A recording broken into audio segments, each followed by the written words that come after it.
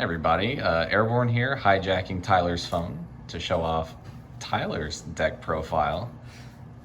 Tyler, you having a good weekend so far? Yeah, we're having a good time here at Gen Con. This is our Airbnb, and we're doing some janky phone videos for some content, baby. Yeah, so we heard you managed to pull off quite the feat this weekend, topping with a deck that everybody loves. Would you like to tell us what you played and how you placed? Sure. I came top 32 with Beelstarmon, 22nd to be exact. I'm pretty pleased with the performance. I could have done better, and I will talk about that a little bit. But I think the deck is really strong, and I think it is a big contender, so I want to talk about my list and what I like and don't like about it. Sounds good. So let's go ahead and get into it. Alrighty. So we're going to start with the eggs. I play, of course, the 4 Demi-Meramon. Draw 1, discard 1. You need it. And I like to play the +1k Pagumon from BT09. I know you want your stuff to die in this deck, but I think choosing the cards from your hand to discard is better than milling the random 2. Also, there are some instances where you don't want to die, because in this format, I find that rather than playing a hard control style with this deck, I just play it like a rush deck that transitions to controlling the board, if that makes sense. So I do like that Pagumon for the egg. For rookies, I play the 4 BT2 Gabumon.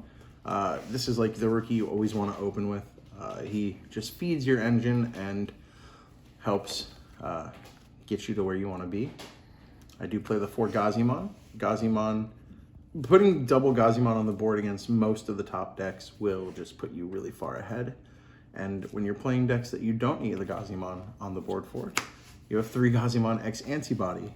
You can use it to cycle, just evolving over it and raising, but most of the time you'll use it over a Gazimon that you're about to sacrifice to do a security check, just to mill 3 and try to get more things in trash to feed your engine. So these were like my core rookies, and then I have 2 1-offs. I have a Dracmon just to establish a small calling loop with Beelstar. Could also get back some other options as you need them. He can also get back 7-cost options, which you almost never do, but it can come up if you're bricked up. And 1 Psychmon, because the Mirror Match, D-Reaper, and Security Control all kind of just get shut down by this. And even though it hurts you, you could kind of control when to get rid of it by evolving over it or sacking it to one of your options. So that's my rookie lineup. I have in the past tried some other rookie lineups, but this is kind of where I ended up for the day, and I really liked it. For champions, we run 4 Eismon scatter modes. I think everyone knows it's the best champion that never dies to security, which isn't always a bad thing. Even though you want to feed your engine, it is something that if they don't answer, we'll just keep checking security, and if they do, we'll get you to where you want to be in trash. So again, I do kind of just play this deck like a Nailbone Rush deck. I want to say 70% of the time. 2 Violmons. Blockers are good again. They can get popped by a lot of the popular decks, but you put that pressure on them to have the answer or not be able to OTK you. And in this deck, even if they do pop it, they might not OTK you because your security is just potent, for lack of a better word. I do the 1 Ginkakumon Promote. Nailbone into a rush is still a very good way to end the game. So I'd like him at 1. Also, if you Nailbone into not him, you could evolve him for 1, which a lot of people don't expect, even though we've been doing it for plenty of formats now.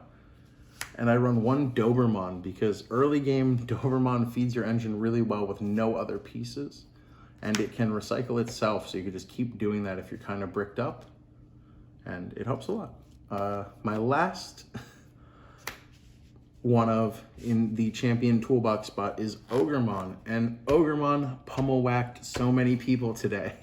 That is why this Pagumon feels really good, because when you evolve over this with the Ogremon, you're discarding 2 cards to your trash that you get to choose to get a 6k sec +1 body. If it dies, it dies. But if it doesn't, they need to answer it, because 4 security check threats over 2 turns is outrageous in a format where people need to set up.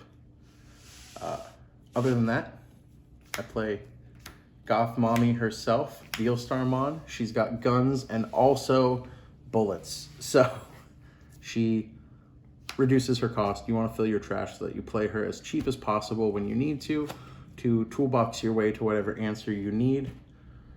I think it's just a really cool deck type, and I've always liked decks that play a little out of the box like her archetype. And then for the final Digimon, I played 2 Death Exmon. Death Exmon is great because, especially in this deck, one of the good ways to get around Beelstar is to go wide. Death X punishes people for going wide. It punishes them for having passive advantage with Tamers.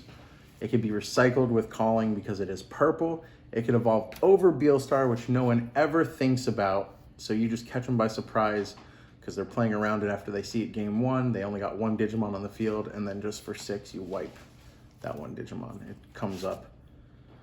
So that's it for the Digimon.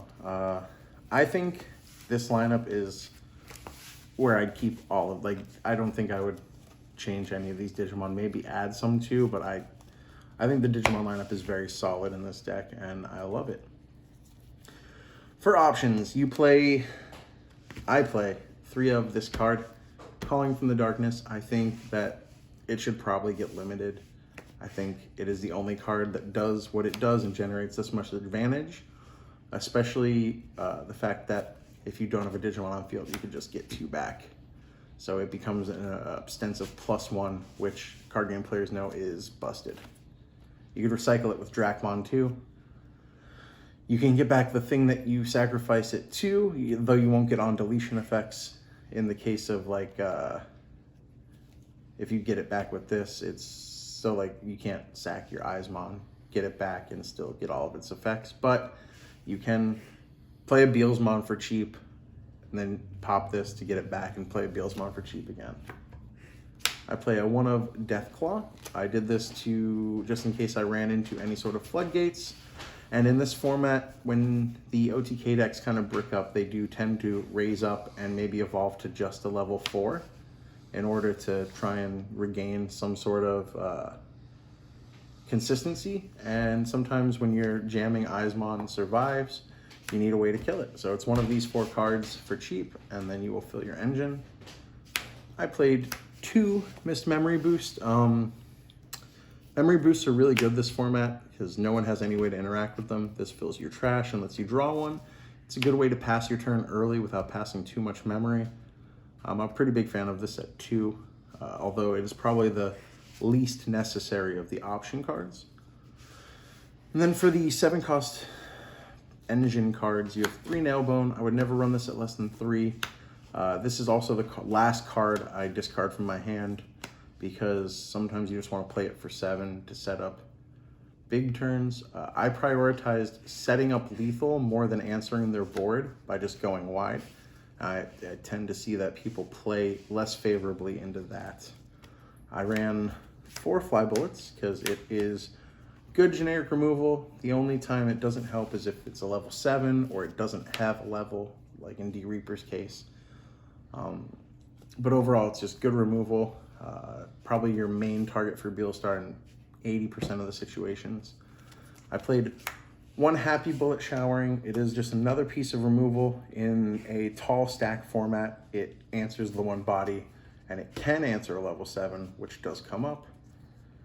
I played 4 Kikaitis Breath because it's removal that usually can't be protected against.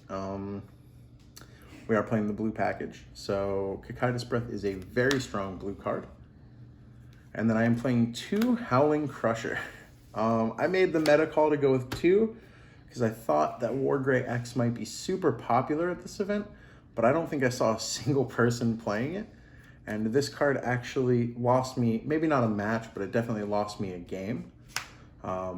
And if I had gone with my gut choice with what I wanted to do with these spots, I would have won every game that I lost, because every game I lost, this was hit in security and ostensibly did nothing other than strip some sources. And then the final 2 cards are 2 of the Jelly Boy. Jelly Bean Boy puts you to 3. and you can suspend him to draw a card. Sometimes it doesn't always come up because you have a lot of cards in hand, but I think he's the best way to turn on your blue options. But that's the list I ran. Yeah, I think Beelstarmon is a really good contender, and I think if you like unorthodox decks that are non-linear, this is a great deck for you. I guess matchups. You want to talk about matchups? Yeah, so looks like you had a lot of good boys in there in addition to your goth mommies, and a lot of blue in there. So it looked like the flavor of the month happens to be Melga X, and it sounded like you had ran into a few of those. So if you'd like to maybe start with those. Yeah, so I played nothing but Metal Garurumon X today, with the exception of 2 matchups. And those 2 matchups were D-Reaper and Yellow Hybrid. Yellow-Green Hybrid, actually. So even more tasty than you would think. Most of the Metal Garurumon X matchups were fairly straightforward. I won a lot of them 2-0. I think one of them I won 2-1, and one of them I lost 1-2. The one that I lost, I got blown out by a Sagittarius mode in game 3. I had passed turn by double Gaziing, putting him to 1, which normally Metal Garurumon X cannot interact with in a very good way. And I had gone so wide that I would win on the following turn, but he evolved to the Garurumon Sagittarius mode for free, bouncing both Gazimons, allowing him to mem boost his way into an OTK. So that was one of my losses, just to, a good tech card, a good Metacall, and high roll. And my other loss was to D-Reaper, in which it wasn't game 3, for what it's worth, it was in game 1. But in game 1, I had a pretty good control over the game, but he did get to his Reaper turn with not quite enough tax to win. As far as I was counting, I don't know if he did it prematurely, if he had another plan for afterward, but so maybe it didn't matter that this happened. But he hit double Howling Crusher in my security, putting the searchers that he was putting under his Reaper back into his trash to allow him to attack way more times, and losing me that game. Going on to lose the set in game 3 because I did not draw enough aggression to get there before him. He was the person who ended up winning the event with D-Reaper, so congrats to him. Good job, Brandon. And yeah, other than that, the matchups were all Melga X, and with the exception of the D-Reaper and the Yellow-Green Hybrid, which was a really interesting deck and a really close game. If I were to change the deck for future events, I think that I overvalued this card initially. I think that Japan had a really good reason to play this, because the most popular decks in Japan, as far as I know, were the Alphamon deck along with the Wargreymon X decks. I think here, while Alphamon is still popular, we lean towards blue. I don't know why, but America loves our blue decks, and I think in the future this is going to become 2 more removal spells, probably Gavalt Schwarmer and Happy Bullet, simply because in the D-Reaper matchup, I had so little cards that could interact with them. And if, again, these were any cards that could interact with them, I think I would have been able to bridge that gap in tempo a little bit better. Other than that, it was a really cool event. I'm really stoked with a lot of people and how they performed. 3 members of our team out of 5 got top 32. And I think 10 people in our group of friends that we play test and came here with over the span of 3 houses came top 32. So that was pretty wild. Yeah, big shout outs to Danny McNally, local, came 2nd place with Imperial Dramon. 0 changes into BT09. He's like, I know this deck and I'm gonna play it, and he did play it, and that was really cool to see. Congrats to everyone on GFG, everyone on DA who came top 16. Congrats to Ari for coming 6th with Commandramon. I don't know if he's posting anything about it, but that's pretty hyped to see. Ari's good at turning cards sideways, and I feel like I might be forgetting something, but I think that's it. Am I forgetting something, Ben? I can't think of anything. All right. So that was my Beelstar list, guys. Let me know in the comments what you think below.